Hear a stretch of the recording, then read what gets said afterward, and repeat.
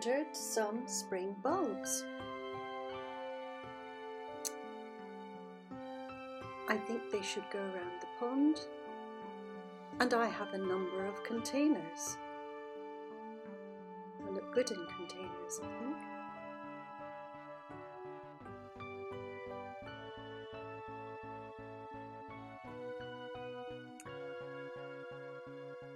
And they have been delivered to my shed. Here they are.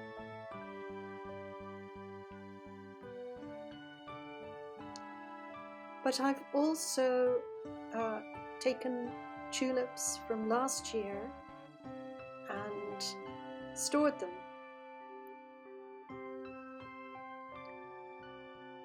In a brown paper bag.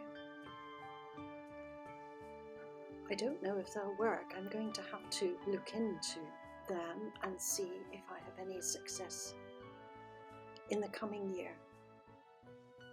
But in the meantime, it's almost like Christmas. Just so good to have the bulbs here and ready to put in the garden, giving hope for the coming year. So I have grape hyacinths and fritillary. I have a special place for them at the top of my border steps. All beautifully packaged. Here are the crocus. Now they would look lovely round the pond. All these wonderful cards that come, all the beautiful wrapping, all the care that's taken. There are more crocuses. Now from Farmer Gracie.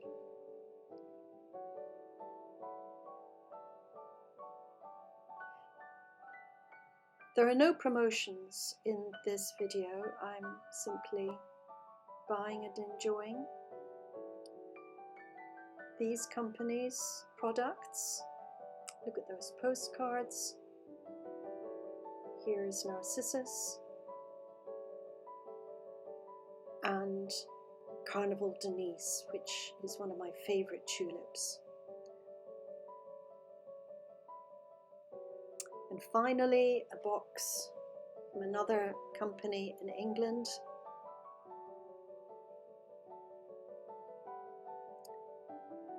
Cards and a large bag of tulips.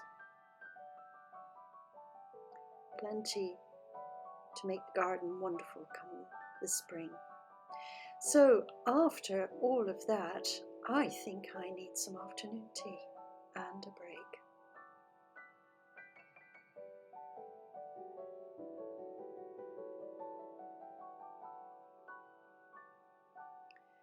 And while I'm having my tea, I'm going to look at some books. And the first book is called Tulips. And the next one is called The Tulip. Wonderful prints and really interesting history. There are thought to be 76 varieties of tulip, and although there are several hundreds derived from this stock, originating in the celestial mountains of China, the bulbs made their way along the trade route called the Silk Road.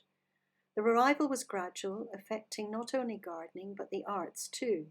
From ceramic tiles to Dutch old masters, the tulip came to be highly prized, ridiculously slow in the Netherlands, when something called tulipomania occurred, and bulbs fetched ruinous prices in what was a bubble. The Jacobeans loved tulips and included them in their gardens, and presumably the strong trade between the Low Countries and Scotland brought these bulbs to the northeast, where a 16th century Pictish lass was painted with tulips on her knees. And I think you can perhaps see them there. Now, the Scottish artist williamdyce painted with meticulous attention to botanical detail, a tulip and other flowers, in his painting Titian preparing to make his first essay in colouring. Dyce imagines a scene from the Venetian artist's boyhood. Young Titian sits transfixed before an old, elegant statue of the Madonna and Child raised on a rough tree stump in a neglected cottage garden. His abandoned cap and walking stick indicate that he's been out on a sketching tour, but the open pages of the sketchbook remain blank.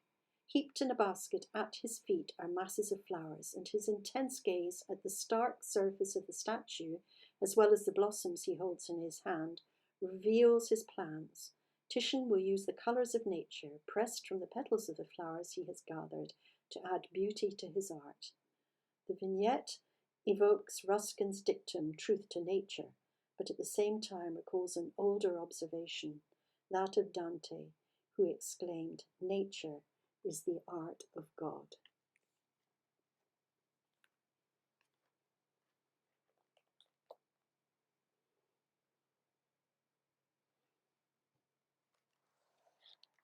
And gardens and flowers inspired all of the arts, including, of course, poetry.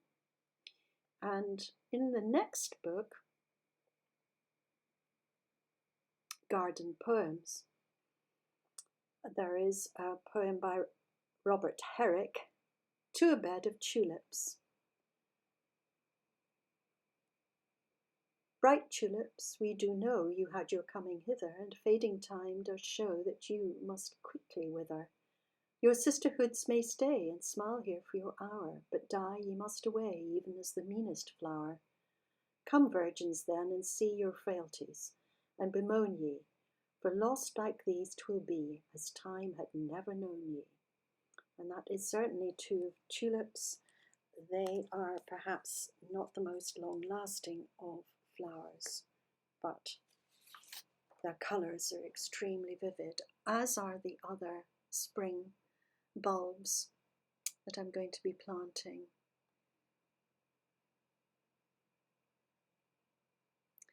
So we've had our tea and we've looked at our books and we've thought about the arts.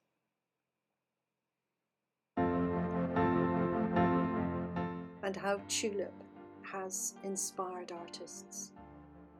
And I've washed the pots and I've put in the bulbs. And I was going to wash all the pots, but this one here, which is cracked, is covered with the most amazing emerald green moss, and I didn't have the heart to wash that off.